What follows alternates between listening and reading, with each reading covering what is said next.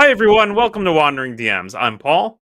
And I'm Dan. Today on Wandering DMs, we have a spooky Halloween special. We're going to be chatting about mummies in D&D, asking the question, why are they unique compared to any other undead, and how do they change over the editions, and how can you best use them? All that and more today in Wandering DMs.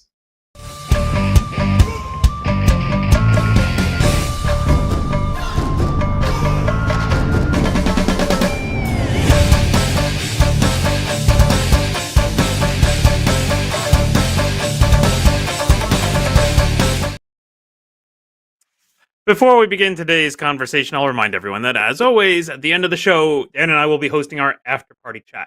That is a live video chat with Dan and I and all of our patrons, and you can join in by becoming a patron. Just visit patreon.com/wanderingdms, join at any tier, and you'll get an invite to our private Discord server. Get your account all set up over there, and about 10 to 15 minutes after the end of the show, we will be there to chat with you all live.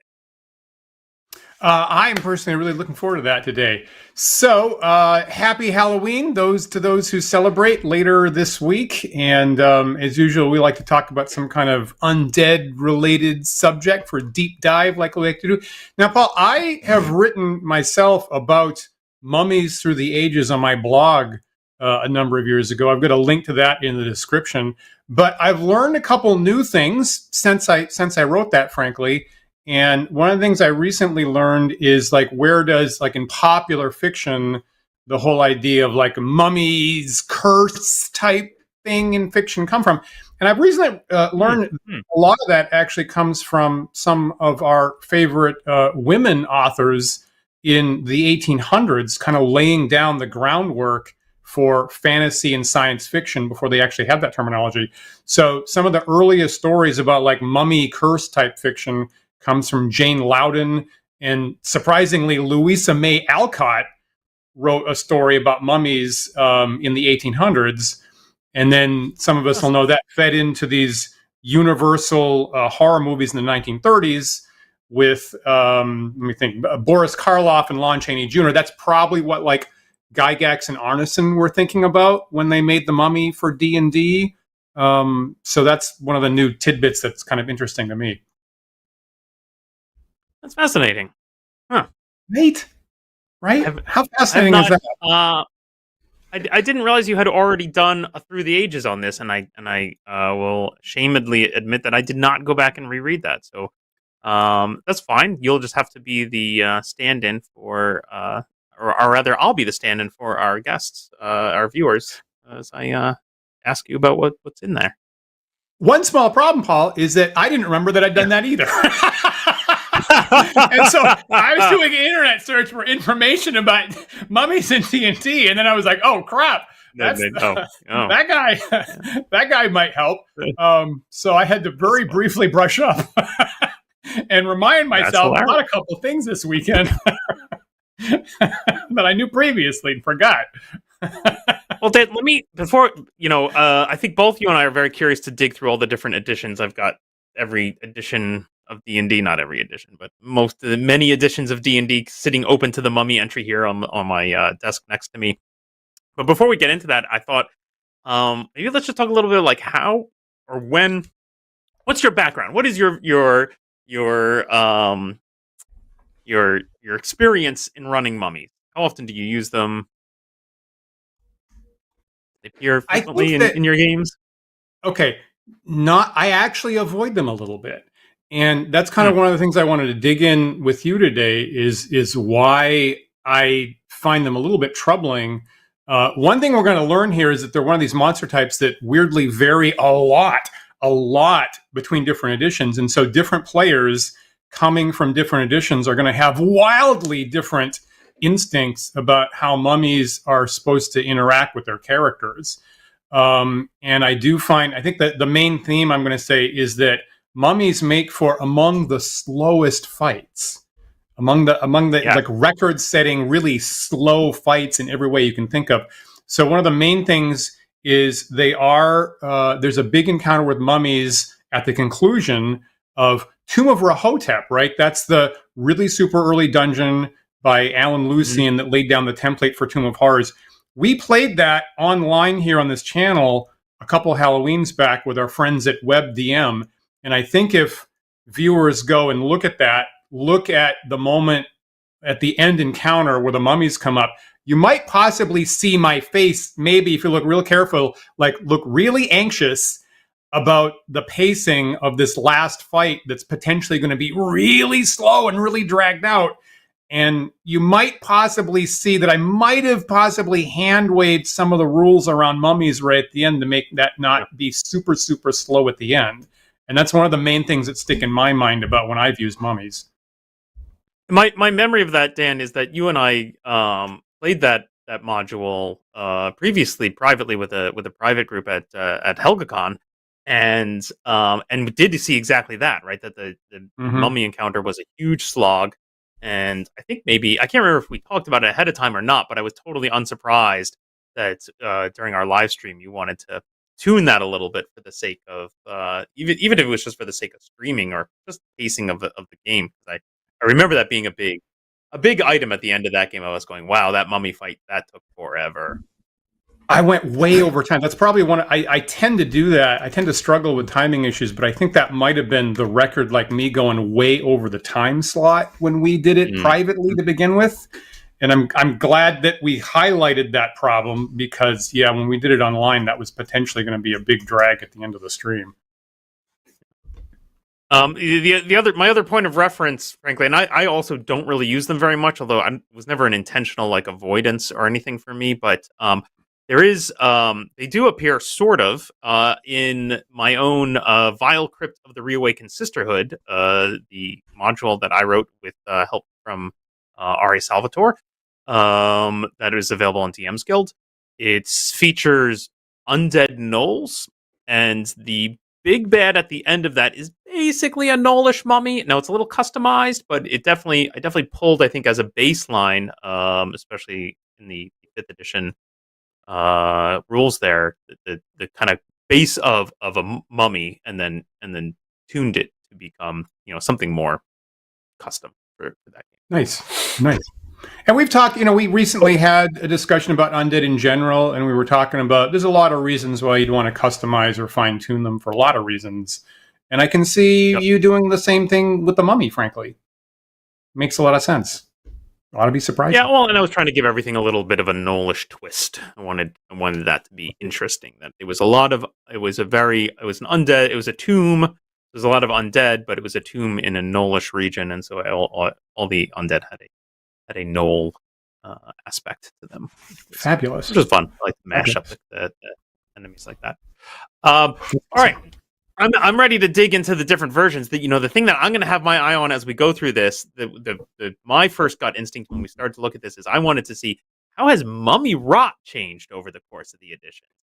Because it's I feel like that's such a fascinating, special thing that is unique to the mummy and always appears in the mummy entry, right? Like when I was looking this up, I tried to look up mummy rot and some of the DMGs, not really finding them much. It always is.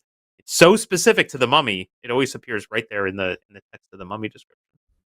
Yeah, right. Yeah, and it's cool. I like monsters with unique custom rules and custom attack forms. That's neat. When I did a search for like things that I've done with mummies, I realized that I actually have to have a special line in my house rules just specifically about mummy rot. It's so unique and so weird and hard to grapple with, frankly, that I have a specific rule just for mummy rot in my OED house rules. If you pull up the if you pull up the original D&D text as usual, super short. The 1970 rules is just the top half of this, and as usual, it's just like 3 sentences. And the first thing I'll point out is that mummies are unlike any other upper level undead in classic D&D because they're the only one that doesn't have level drain.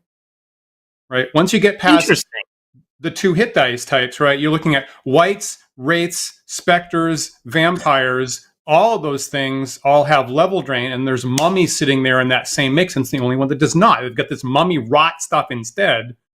And everything else at the higher level has level drain.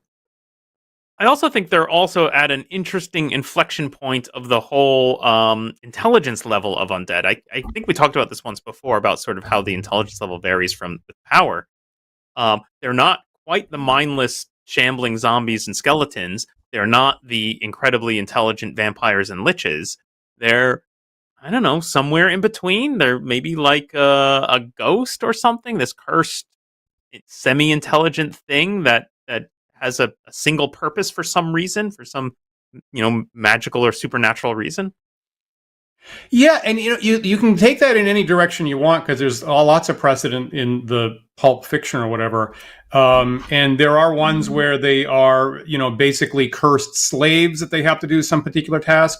There are other versions in the movies, even the 1930s movies, where they're completely, totally sentient agents. Interestingly, I think the very earliest fiction by Jane Loudon, like in the 1820s, was, and it was kind of a response to Frankenstein, actually, is called The Mummy, but totally, completely sentient agent that actually can camouflage themselves, look like a normal person, and become kind of an evil vizier giving, kind of sinister advice to people, was their take. So you can take that in a lot of different directions. I think the 5th edition rules say like mummies don't talk a lot, but they can if they want to. And some people will, like, I don't know, put one in a dungeon as an advisor or sage, is one option. So that's totally in the D&D Fascinating. rule. Yeah. There you go. Yeah. What's this text you have underneath, Dan? Okay, Paul, you're asking, so mummies, in place of the level drain, they've got this mummy rot attack, and you were asking where are the rules for the mummy rot? Now, the canonical thing that's pretty much common to all editions is that the mummy rot makes you heal 10 times slower. So your damage wounds are going to heal 10 times slower than normal. And maybe it entirely prevents clerical healing. Maybe it just makes that 10 times slower, depending on the edition. It basically prevents you from healing. And that's it in original D&D. In 1971, that was it. It doesn't look like you can entirely avoid that.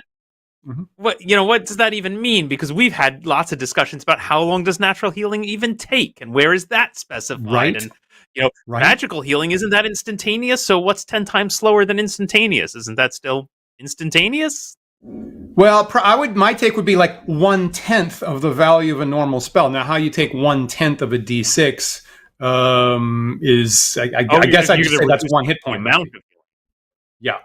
Yeah. That'll be my take. There's many other takes like that. On the time aspect. So in supplement 2, the Blackmore supplement by Dave Arneson, the last thing in that little supplement book is a 3-page section on diseases, and they're brutal, and they are almost entirely specific to real world diseases, which is different than anything that came afterwards, actually. So he's got smallpox, he's got the grip, he's got a bunch of real world diseases, and then the one kind of unusual thing is that he specifies advanced leprosy as we see here, the social disease afflicting all mummies, and this is what causes their wounds longer to heal. Now, the interesting little addition that might be of interest to players is that it's almost entirely fatal. So, whereas initially it was just a long-term can't heal yourself. Now, if it's not cured within 3 days, there is now a 95% chance of fatality. I guess checked every single day from then on, with modifying that by 2% per day. So basically, it's almost entirely totally fatal, which seems to be a fairly big switch up by Dave Arneson there in the Blackmore supplement. So that was where that came from. I'm delighted by the strange title of advanced leprosy. Is there a basic leprosy as well? And are there compatible? Not. Nope. If you got leprosy, according to Dave Arneson, you only have advanced leprosy. Yep. That's the only option. Yep. You can get malaria. You can get tuberculosis. I find this fascinating, Dan. I didn't realize this part about the advanced leprosy from Blackmore. And I was surprised then when I was comparing OD&D to later editions to see the fatality get introduced later. And I'm like, usually things get tempered down and become less horrible across the editions. And yet in this case, I was like, oh, it got worse. Totally agreed. Isn't that weird? Yeah. Yeah, I totally agree. It's one of the only times where it just got worse and worse through the editions, and I'm also very surprised every time I recollect that. Yeah, it's a total standout like that. Now, the other thing we see there, and this is pretty much common to all editions, is their main defense is in original D&D. It says only magic weaponry will hit mummies. Okay, that's fairly common, and I think it's the only type that says all hits and bonuses are at 1/2 value against them. And basically what every later edition is going to interpret that is that basically they just take half damage from everything. And that's one of the main things that slows the fight down is mummies. They move among the slowest monsters in the game. They have like half move in original D&D. They move slow, they attack slow, the incoming damage is slowed, and the outgoing damage is slow because they only have one attack. It doesn't do a lot of damage. And if you think about their special attack, the mummy rot has no effect in the fight. The mummy rot doesn't have any effect until later on after the fight. So it's not like their special ability is a specific threat in the fight. It's an ongoing campaign-based thing you're not going to see until later. So there's nothing at all in the fight with a mummy that's doing anything other than just slowing everything down. I find it strange. The half damage thing I find to be a little fussy because I wonder why not just give them more hit points, Dan? Why not? Isn't that the same mathematically? Except that if you gave them, the classic thing, if you doubled their hit dice, now they would hit more. And that's not what you want from mummies. You want mummies should be slow and everything. So they effectively have more hit points, except they're not hitting any more frequently. Yep.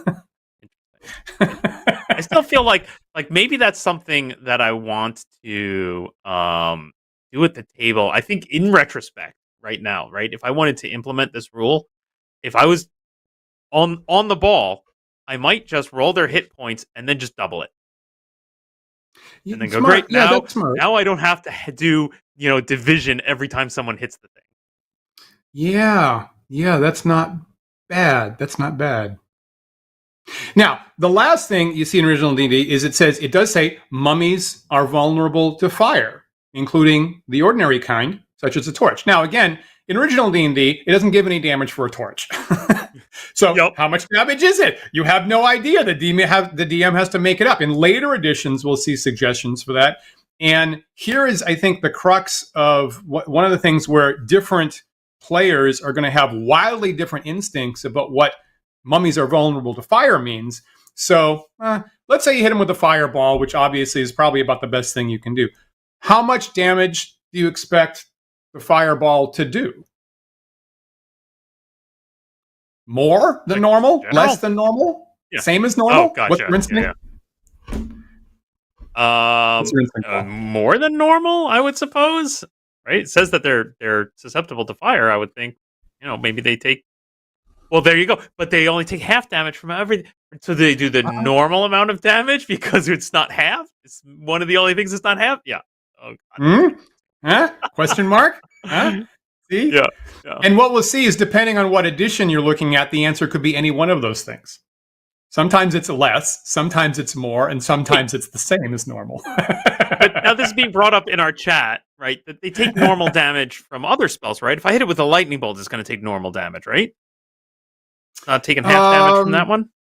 Probably. Yeah. So then it really should be double damage from the fireball. If we're going to say it's susceptible to fire, I would expect the fireball to do more than the lightning bolt. Let's look at advanced. Shall we? So let's look at Gary Gygax's. Not yet. No, I don't want to move forward yet because I want to call out one more thing here in this text. The other thing that I find surprising and unique about the OD&D rules is almost all the rules when they're discussing mummy rot will tell you that it can only be cured by magic. But OD&D is the only one where it doesn't even really cure it. It just makes it less bad. Right. Thank you. Yeah, a cleric can reduce this to only twice as long with cure disease. It doesn't eliminate it. It just slows it down. So if you're layering in Arneson's advanced leprosy rules, does that mean essentially it is 100% fatal? Even magic can't stop it. You're gonna die. I don't know. I mean, there's a line. Arneson has the line, if not cured within 3 days, then there's a 95% fatality. So maybe the cure disease removes the fatality component. But the other thing is like, but the fiction, the additional thing is the fiction is mummy curse, right? You don't talk about mummy disease in the movies or the fictions. You talk about the mummy curse. True. So why is it cure disease that's doing some amount of alleviation, and why isn't it remove curse? Because that's in the game. Why isn't it curse? Man. Well, then. Because then we have to go down the whole road of what is a curse, right? So first of all, right, like the whole mummy rot thing is weird. It's not really a curse, right? It's a disease. Right. It's right. So like I would anticipate really if you're going to get cursed, there should be a curse, right? And curses are of course terribly documented throughout the game. What is a curse? It's true. I don't know. Whatever you make up something, I guess shrug is often what you get in the rules about what a curse is.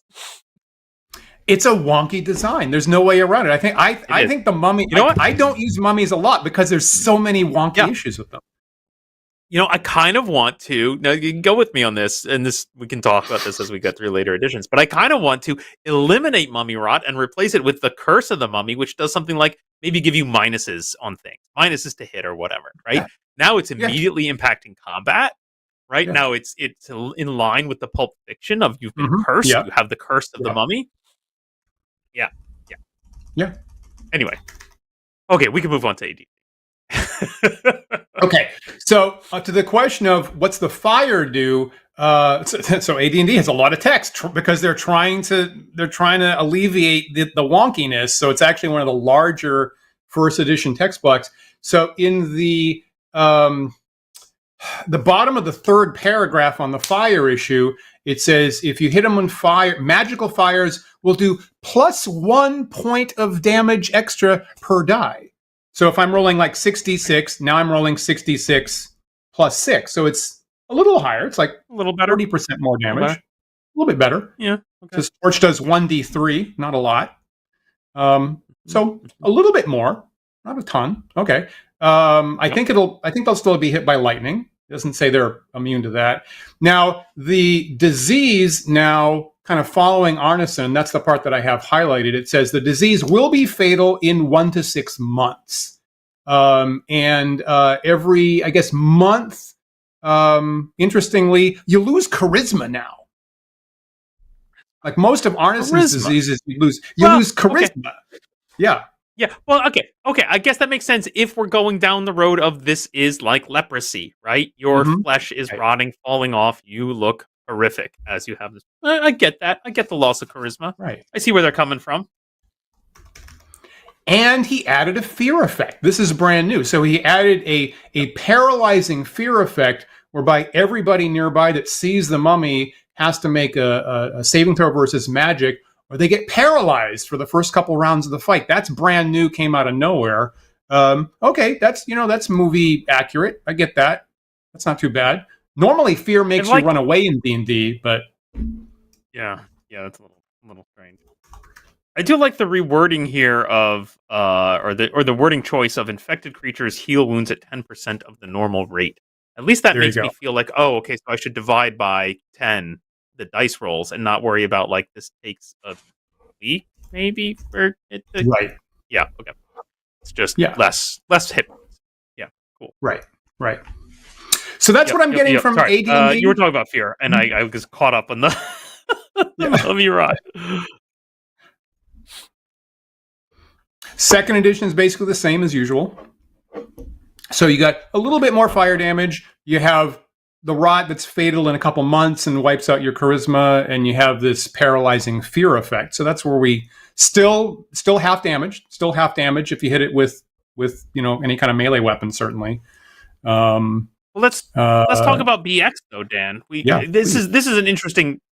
I always find this very interesting in our ordering of things, and we even went over this last week. Was sort of like what comes first, AD&D or basic? But the Monster Manual I think was the first, right? It was the first of the AD&D books to come out. Correct. So this, what we're looking at on screen right now, was certainly printed before the BX text, which came later. But you can definitely see from the BX text, I think that like it makes a lot more sense that the BX text is coming from OD&D and not from AD&D, right? Because we've lost the fatality, right? Now, here's a little interesting wrinkle about how this got developed.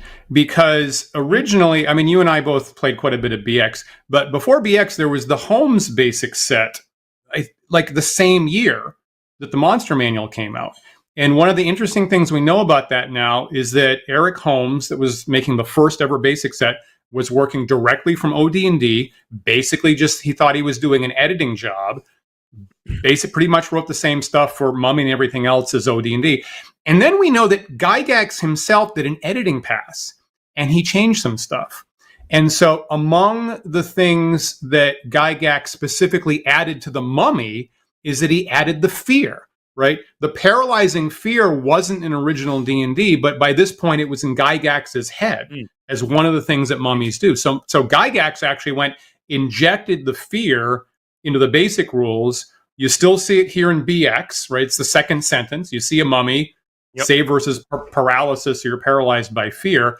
One of the things that Gygax overlooked when he did this editing pass is the part that I highlighted, is that it was Holmes that originally wrote the line to summarize some stuff. It says, mummies can only be damaged by spells, fire, or magic weapons, all of which only do half damage. So in basic, if you hit a mummy with a fireball, you don't do more damage, you do less. You only do half. You do less. Yep. And there's no mention here about being susceptible to fire in any way, right? There's no language. It says mummies can only be damaged by spells, fire, or magic weapons. Right. So I guess swinging a torch will still do something, but not much, because it's going to get halved. Not much. Yeah. Right? Huh? Oh, no. Wow. Oh, no. Yeah. Isn't that crazy? And hey, it's canon, because Gary Gygax himself read this. It hit his eyeballs, and he didn't change it. So, in some sense, he signed off on this being the rule for basic. I think they were being developed the same year. I think. Yeah, isn't that amazing? And the funny thing is, I totally glossed over the introduction of fear in this description, which, of course, you're right, comes from AD&D. So it's right. Yeah, it is a weird melange here of OD&D, AD&D, and unique. Nothing to do with any other system rules. The Mummy, right. Great. Yeah. You've got the rotting disease straight out of the 74 OD&D. It slows down your healing by times 10. Now here it says it entirely prevents magical healing, which I think is a little different than other systems. But you're right, the fatality part doesn't appear. No charisma damage, no fatality possibility, just slow healing. That's it. I'm cross-referencing my books here, Dan, because I'm also noticing a slight wiggling of the hit dice. Yeah. When you go they're from 5 plus 1 in D&D, OD&D, they're 5 plus 1 in BX, they're 6 in AD&D. Gary with AD&D increased all the undead by 1 hit die above ghouls. Okay. So the wights, wraiths, mummies, specters, vampires, they all gain 1 hit die for some reason. I'm not entirely sure. Interesting. Yeah.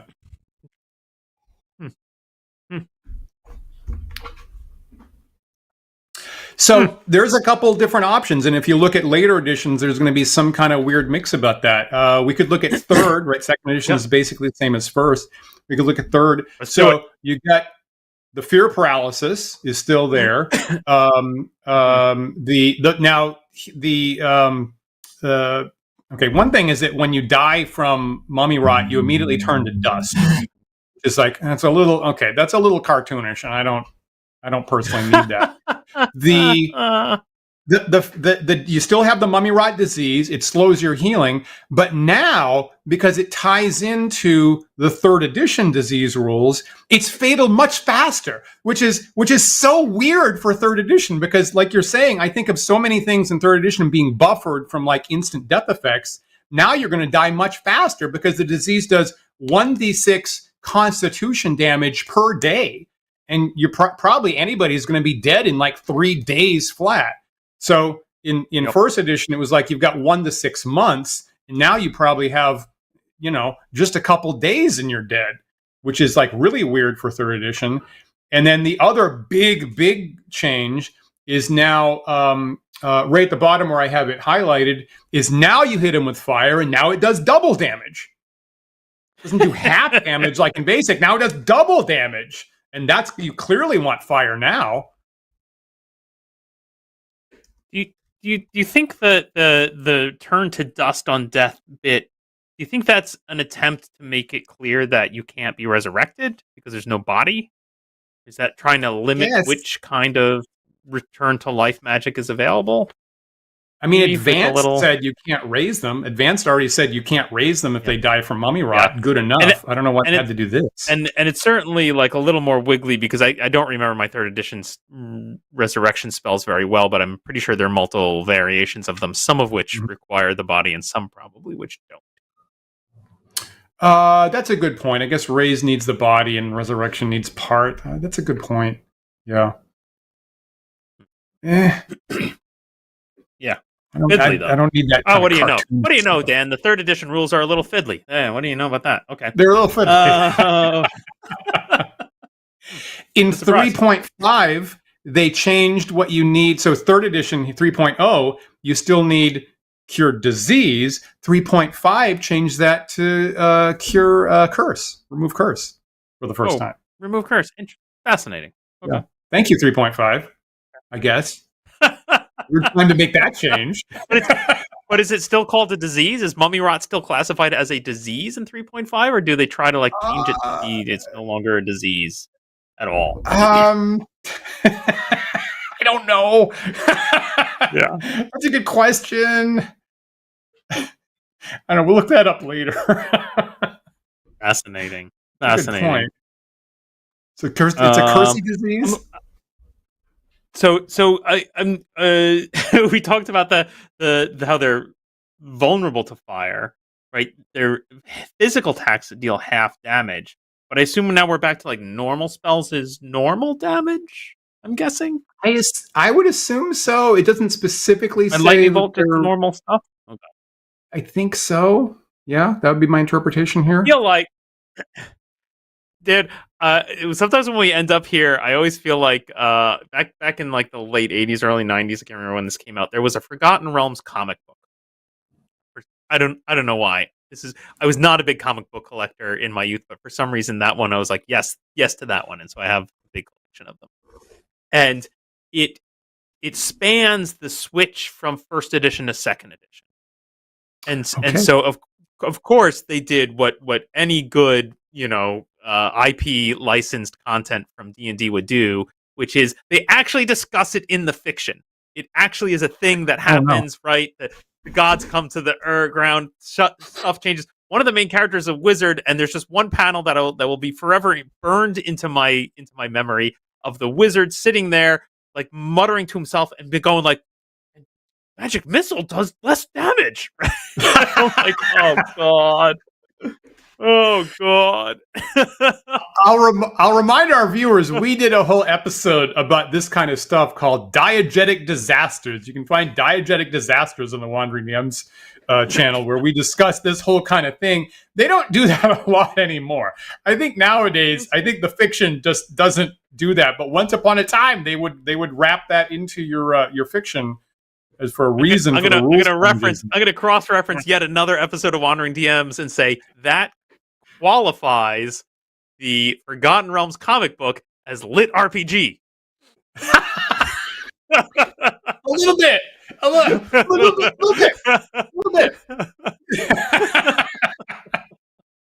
Now, did you know there's a new D&D comic out that just came out right now? There's a new Dungeons and Dragons. I wasn't aware of that. Yeah, by the writer Greg Pak, who's like famous for Planet Hulk and things like that. And so I haven't gotten my hands on it yet, but I'm kind of looking forward to that myself right now. Yeah, he's a great writer. Check that out. Yeah, excellent. We'll see if the new D&D is lit RPG or not. There you go. Speaking of the new D&D, shall we zoom forward to 5th edition? Shall we discuss 5th edition? My player's handbook now. Oh, you have it in paper. Wow, good for you. I do. I do. Wow, great art. Great art. Yeah. And they don't actually, I kind of like the art on this page actually. So if we parse and this is the 2014 text, they didn't change it much in 2024, but they have they still basically take half incoming damage from normal attacks. Just like third edition, fire is doubled if I'm reading the stat block properly. Fire gets doubled. They still have I'm boggled, but they still have the mummy rot disease, and it's still fatal in just a couple days. It still winds down your constitution pretty quickly. In just a couple days, you're going to be dead. And I can't think of too many other effects in modern D&D like that, but it's still potentially fatal. You still turn to dust when you die from it. Okay. You need remove curse like they set up in 3.5. The one notable change I see here is that the fear effect, because previously it said anybody that sees a mummy has to make the save against paralyzing fear. Now the mummy has to target it at one creature. So now it's not everybody getting affected. The mummy has to lock eyes with one person, can only affect one person with. So that's a little safety bumper compared to, I think early on, gaze attacks would hit basically anybody looking at a thing. And now it's just possibly one person.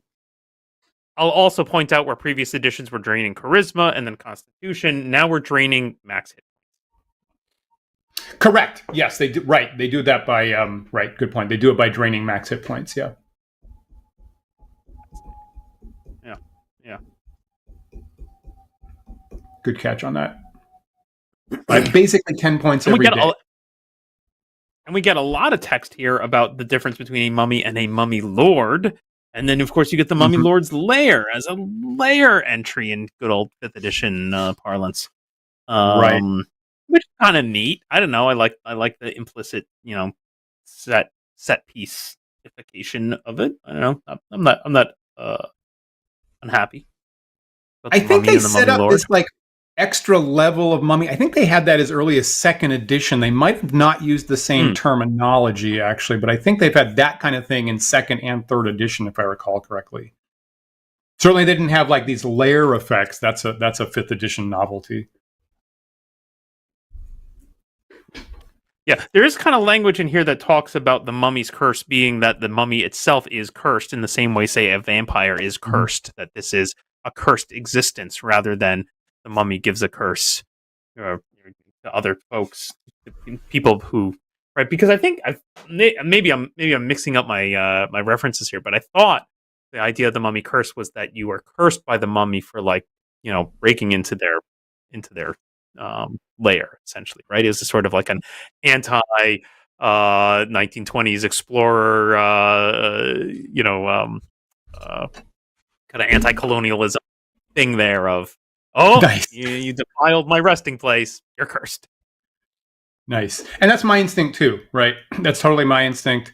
I could also imagine it being like a place, like a location-based trap, instead of something that the mummy physically hits you with. And I mean, there's an interpretation that, like a lot of what the pulp fiction the 30s was doing is there was kind of this subtext of scientifically reinterpreting mythological type fantasy of here's an explanation for what's happening. And I can imagine the designers tuning into that thread and saying, oh, you think it's a curse, but it's really some kind of disease on the rotting corpse that you're getting touched with. Yeah. Is possibly a reinterpretation of that, maybe. But if it was a curse, then I would expect it to be on some kind of seal on the barrier you're breaking into instead of the actual mummy. Yeah. Instead of the actual mummy, right? Exactly. Right. Yep. That's what I would think. You mentioned how unusual the whole mummy rot thing is, and the one thing in the game that it always reminds me of that I equally have kind of anxiety about introducing into my games, and so tend to shy away from, frankly, is lycanthropy. Right? It's sort of the other similar, diseasey thing. Right? I dealt with it in a campaign once where I had an elf actually fail the check, and that's extra complicated because it's death, not you become a werewolf for non-humans in old school D&D. And both of them ultimately just become this like awkward timer that you like. So now I just have to remember session to session to remind the player, oh, you're looking a little rattier, you're feeling less well. Probably ought to do something about that. Right. And it's I don't know. I've never had I would say I'd never really had a good time playing with that. Like it felt more like logistical and annoying. Yeah, rather than being just this fun element of like, oh no, I've been cursed or I've been afflicted, right? No, it's more of like, oh, I have this stupid thing on me. I got to go deal with it. I have this chore.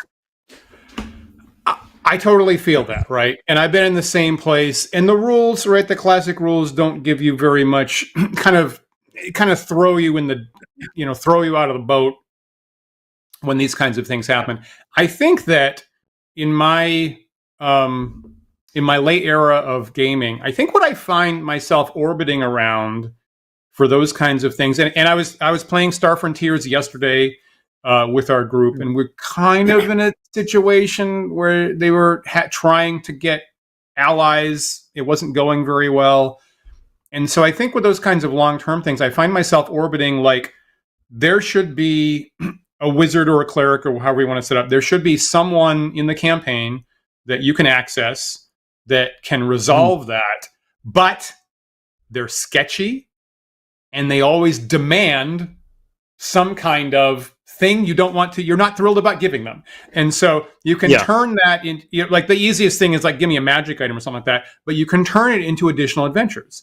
So have the person, sure, I can cure the curse or lycanthropy or whatever, but I'm going to need you to go get X thing in this place you kind of didn't want to go to. And now that's an engine that's driving additional adventures. It's driving additional action instead. And there's going to be this kind of little dagger twist where the players are like, oh, we're contributing to this, whatever horrible thing this person is working for us. That's a little bit more interesting than just mechanical degradation, I think. Does that make sense? Yeah. Is that coherent? Yes, I get that. And I agree with where you're coming from in spirit. In practice, when it's the occasions it's actually come up for me, it's usually been when the party was very engaged in other things. And so they were like, oh, we don't have time for this side quest, right? We don't have time for this nonsense. We got to go do the thing, right? We're already on a different time constraint. I can't deal with this time constraint as well. Right. Yesterday, I'll just say, because it's on my mind, it was kind of an intense session yesterday, is they were trying to get so little spoiler, in the Star Frontiers Volturnus encounters, late you find out that there's this entire society of mechanical robots that have evolved past normal robots, and they're entirely committed to making the world pacifist, peaceful, and safe for logical life forms by exterminating all organic life that they know about on the planet.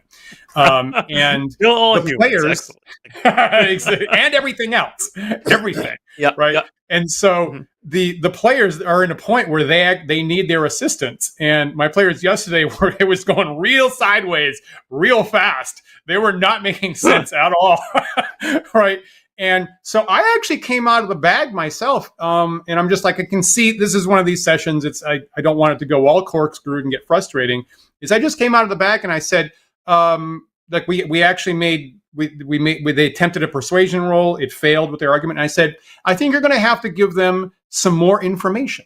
Perhaps you could persuade them if you turned over information about your current safe headquarters base that they clearly are interested in invading at some far point in the future. Or you could turn over plans and information for interstellar spaceships that they don't currently know about that would be interesting news to them. And so now we've got a kind of interesting, not too long conversation about the players. Like, if we give them information on how that other worlds exist and they can get off this world, aren't we going to have to deal with a much wider problem later on when they want to exterminate all organic life in the universe? And so that's an interesting dilemma. So maybe not a side quest, right? Maybe it could just be like information that you don't want to turn over. And that didn't take too long. I like that a lot. And I think generally the thing I'm pushing against is essentially the drop dead timer, right? You have this many days, and then your character is just dead. The end. Yeah. So sad, right? Yeah. Right. But I'm Yeah. even fine with Mummy the curse. Like again, like if you moved it to a curse and it's like giving you penalties or something, or Yeah. even if you're dealing with lycanthropy and like every now and then you wake up the next morning covered in blood and wondering what the hell happened. I think that's interesting because the only time pressure is the one you apply to yourself, right? The only time pressure is like, I'm tired of dealing with these penalties. I'm tired of whatever, I the social impact of having to walk into a town and wondering if I murdered half the town people last night, right? Whatever it is, right? It's self-imposed as opposed to just this clock of I have 10 more days before my character drops dead. That this is a really good point, and particularly if they're in the wilderness or something like that, the hand wavy part around that. So, in that way, you can go back to maybe the original thing where it just permanently slows down your healing, right, or some kind of penalty Yeah. like that until Yep. you can get it fixed. Maybe that's more gainable than I the think so. couple days from now you're dead. Yeah. I can see No, that. Maybe no. I'm coming back around to the very first original version based on what you just said. That's a good argument. Hmm. I forget that. I tend to forget that, and then you're totally right. Mid game, they're just not in a place where they can get back in the timer. With like first edition, you have a couple months. I mean, that's probably okay. But yeah, when it's within days, you're right. I've run into that, and I forget about it. I mean, famously, when in my campaign, when my elf character caught lycanthropy and basically had a death timer on him, I kept giving like it doesn't really give you any Right. direction as to where to go with that. Like, how do they feel? How's it manifesting? Right. So I tried to keep giving hints of like you don't feel so well, you have pounding headaches, you look pale, right? Like just hints and like and I can't even remember what, but something that maybe tied it back to that particular fight, so you'd have remembered that he got beat up and that's bad. Um, he never put it together. He just never put it together. Yeah. And Yeah. he became so frustrated that he decided, I'm just gonna go right off into the woods until I'm better. Like I Yeah. clearly something's wrong with me. I'm a burden to you guys. I'm gonna go commune with nature until I'm well. Yeah. And he rode off. Yeah. He's like, yep, and I'm just gonna go meditate in the woods until it goes away. And I was like, Yeah. well, it does. You die. Yeah. Yeah. Right? Yeah. It was a kind of a bummer moment, right, for the whole campaign there of like, I don't know how else to help this guy of like, no, you're dying. You're dying. This is bad. Yeah. Yeah. For me, those are yeah, awkward play sessions. For me, those are yeah. really awkward play sessions, and I had like a number of scenes like that I've DM'd, like I kind of regret post hoc. Yep. So I do look for ways to Yeah. avoid that kind of particular vague. I don't know what I'm dealing with, but it's going to terminate you. Yeah, I would probably. I feel like I want to move the mummy rot into something more curse-like. Yeah, the Yeah. slow healing is rough. Yeah, even it doesn't even have to be 10%. Even just half healing sucks, Yeah. and people would be Yeah. real unhappy about that, right? Or whatever number you want to drop it to. And then, yeah, likewise with lycanthropy, I would probably just eliminate. I would just be like, whatever, it affects everyone the same. Just don't know. I don't want to deal with this nonsense of elves can't be lycanthropes. Sure they can. Yeah. Why not? Yeah. I hear that. I hear that. Dan, in our last little bit of time here, I'm curious, based on what we've said here, if you were going to rerun the Tomb of Rahotep, what would you do to that last encounter? God. I mean, I'm a little I feel like mummies are OCD about these classic, things. right? Like They're classic. Rahotep. You're in the Tomb of Rahotep. Like I feel like there Yeah. should be mummies. I do you have suggestions? Because I would be like, it's canonical, it's mummies. Yeah, you're just gonna have to players. You're just gonna have to show that you have the grit. I'll say that while we're talking about that, I've run with my arena analysis program.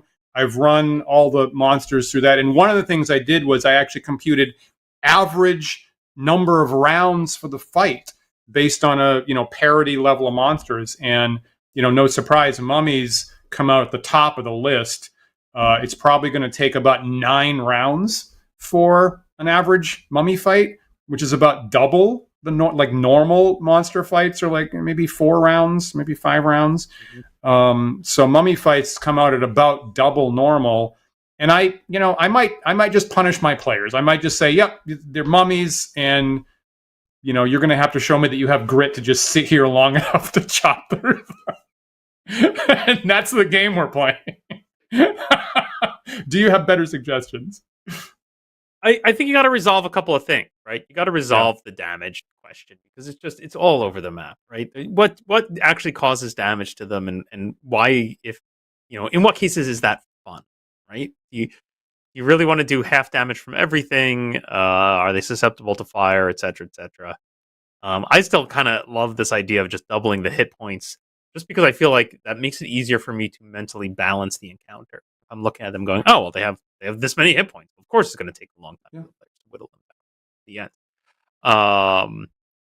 end. And then I would want to modify Mummy Rot in a way that is immediately penalizing in some way. There's a lot of reasons why you want to do that. Not a thing for later. It's a thing for right now, right? You just got hit by a mummy, something bad happens. Not, oh, you got Mummy Rot, that's going to suck next month. I can see a big motivation. What would be your instinct for how you'd change that? Off the cuff, I think I'd probably just go with the slow healing, right? Just, Okay. But that doesn't affect the fight, right? Yeah, sure it does. If somebody's rushing to you with a healing potion, right, or a healing spell, if you play with those things, right? Yeah, all right. Yeah, okay. Bummer. Another way to do it is just straight up minuses, right? Just minuses to hit. You've been cursed by the mummy. You have the mummy's curse. It's minus 1 to hit and damage until you get rid of it. Deal with that. I can see that. Yeah. I can totally see that. Maybe it's cumulative. Maybe every time you get cursed, the curse gets worse. I don't know. Yeah. I think off the top of my head, though, those are things like, because I feel like the reason that we like grimace about it is mostly the pacing, right? So like you gotta, right. And I think the pacing is pretty tied to that problem of the half damage. Totally. Absolutely. And I don't mind them taking half damage. Let me just make that clear. I don't mind them taking half damage, but I think like I want to see it in the numbers when I'm staring at the encounter, so I can go, oh, I should put less mummies here, or I'm going to reduce their hit points for the sake of this fight, or whatever. Right? I'm gonna tune this encounter in the way I need to. I think it's lurking hidden if it's just they have 5 hit dice, but oh, by the way, they take half damage from everything. I hear that now. If you keep in mind, if you do that, then no matter what you do, it's going to be slow. But you might just be making it easy and slow instead of like an actual, could go either way fight that's slow.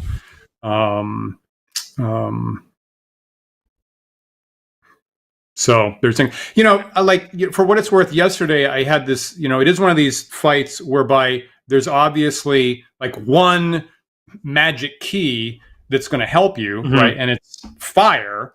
And ideally, you hit him with a fireball. Now, like, right off the top of my head, like Tuma Rahotep, you've got sarcophagi on 2 sides of the room. So they crawl out, and you've got 5 on 2 sides, and it's not actually possible to hit them all with the same fireball spell, among problems. So those kinds of like, key to the puzzle type things, they can be clever. They're great.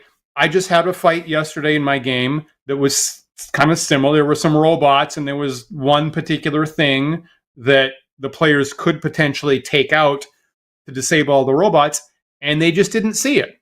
They just didn't see that was the puzzle, and it turned into a kind of a long, difficult slog of a fight. And if the player character is like, don't have a fireball against mummies, or they don't obviously see that fire is going to be like helpful, that kind of fight turns into a long slog kind of intrinsically. So I'm kind of, yesterday I didn't avoid it. I don't need to avoid it all the time. If, sometimes you have a long slog of a fight is okay. And that's the theme you get from Mummies out of the book. Yep. I think I do want to lean into that fire thing, though. Like, I like that they're susceptible to fire. That seems logical, right? They're dusty. They're wrapped in gauze. They're, highly flammable. Seems reasonable, right? And so probably you just need to know before that fight even happens. What does happen if I swing a torch at him? Right. Let's This is good, have right? that More written in your information is margin, good. right? Yep. Yeah. This is good. Yeah. Yep. And And off the somehow top, I getting want that to see to the like players. not only does it do damage, I want it to like ignite them, and then they continually take damage because they're burning. I see that, and you know what? If I go long enough without reading the rules, that's actually my instinct that's probably how mummies work. And then I'm surprised when I see in BX they take half damage, and I'm surprised in original D&D they don't take any extra damage. So that's a reasonable interpretation that wasn't put in the rules anyplace. So I can say now I'm seeing Steve in the chat right now. It says give one of them a flaming sword. So you could you could set that up in your dungeon, have some hints about some place where there's a fireball wand or a flaming sword or something like that. Give the opportunity to get that in advance. we could take Williams' advice of just sub it out a different monster. Get rid of the mummies. Make them ghosts, make them wraiths, make them whites, something else. If I felt that I was time constrained in Tuma or Hotep, that would probably be my first option. Yes, I would make them whites or something. Yeah. Do that. Yeah, you can even make them particularly tough whites with a few extra hits or something, right? Yeah. Whatever. Like a wraith. All right, Dan, we are just about out of time here. There you go. Any final thoughts on mummies? They're like among the classic D&D, and still today, they're among the slowest fights. So if you do care about pacing, like I think Paul and I really do be aware. Mummies have great flavor. I think about them in the Egyptian tombs and things like that. It's flavor-wise, I want to grab for them, but do be aware that mummies make for they move slow, they attack slow, they take damage slowly, and the effect later on from the mummy rot is classically a very slow slog in every single way. So do be aware about whether that is the spice that you want to throw into your D&D game this Halloween. Maybe yes, I'll do that sometimes. But maybe you want other undead monsters instead, or tune them how you want. Yeah, I would make sure that realize that the fact that they've changed so much from edition to edition tells us a couple of things. It tells us that the designers were never quite happy, right? That they were constantly tinkering with it. It's not quite there. And so maybe you're going to need to tinker too. And then it also tells us that your players' expectations aren't going to be solid because you have a big group of players. They may all have different memories of different versions of the mummy across editions, and so they may question whether or not the mummy is susceptible to fire. You get a group of seasoned D&D players around the table, and you throw trolls at them, and they go fire. Right? You send mummies at them, and they're going maybe fire. Maybe it's great. Maybe it's not. I don't know. What does the mummy rod do? Sure. But wise words. Super wise words on that. Yeah. So take charge. Don't be surprised by the slow slog of a mummy fight. Yeah. Think about it ahead of time. If you're just rolling on a random monster table for your wandering monsters and you happen to land on mummy and you haven't put any thought into it, maybe roll again. Nice. That is a good note. A very good note. Viewers, if you have opinions on the right way to handle mummies, what you think you would like to see mummies, how would you tune them in your game? Leave us a note here in the comment section of the YouTube video. We'd love to hear from you and maybe incorporate that into a future show. Definitely. And of course, remember that you can follow, and subscribe to us. We're on YouTube, Twitch, Facebook, TikTok, Loops, GitHub. We have handle wandering DMs on all those sites. So please look for us there and burn down that like button. If you prefer to listen to our show in audio-only podcast format, you can do so. Those files are available on our website at wanderingdms.com. Also, you can listen to us through various podcast carriers like iTunes and Spotify and Pocket Cast. If you're listening to the show right now on one of those sites and it gives the ability to do so, please rate and review our show. That helps other users of that site find us, and we really appreciate it. Very much so. And of course, big thanks to our patrons who support the show here. If you'd like to join them, please visit patreon.com/wanderingdms. And just like Paul said at the top of the show, we'll be there in about 10 minutes. Every single tier on our Patreon gets you access to our private Discord server where the conversation continues round the clock about old D&D, new D&D, science fiction, horror games, miniatures, all that kind of stuff. Great ideas all the time from our top-notch patrons, and we'll be there in about 10 minutes to continue the conversation with you personally in our live video after chat, one of our favorite parts every week. Now, next week we'll be back. We'll have another special guest, as we've been doing a lot lately. We'll have our friend Keith Amon on, the author of The Monsters Know What They're Doing, and he has a new book out in the last couple of weeks called Making Enemies. So I'm personally really looking forward to talking about Keith Amon about how to make more enemies, because Paul, I need that. I think I need more enemies. Yeah, I mean, that's as mentioned, custom enemies, custom monsters are one of my favorite things in the game, and so I'm looking forward to talking to Keith all about that. Definitely, one of the top minds in that part in D&D these days. So don't forget, viewers, thank you for being here today, and we are live every Sunday at 1 p.m. Eastern Time. So please join us again next week for another thought-provoking discussion. We'll see you then.